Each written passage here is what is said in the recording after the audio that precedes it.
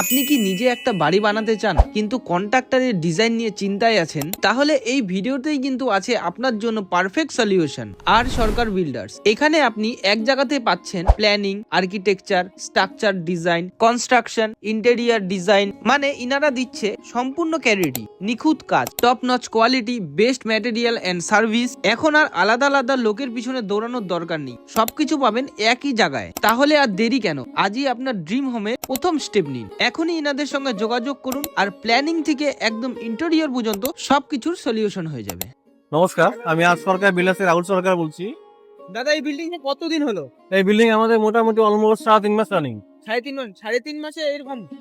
3.5 মাসে এরকম মোটামুটি অ্যাপ্রোচ এটা 3,500 স্কোয়ার ফিটের উপরে আছে। এটা হলো জি প্লাস 3 হচ্ছে।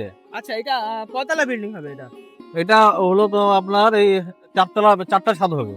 আচ্ছা, এই বিল্ডিং এ তোমার দায়িত্ব কি? শুধু বিল্ডিংটা তুলে দেওয়া না? এই বিল্ডিং এ তোমার লাগতে হলো প্রথমত এটা ভ্যাকেন্ট জমি ছিল।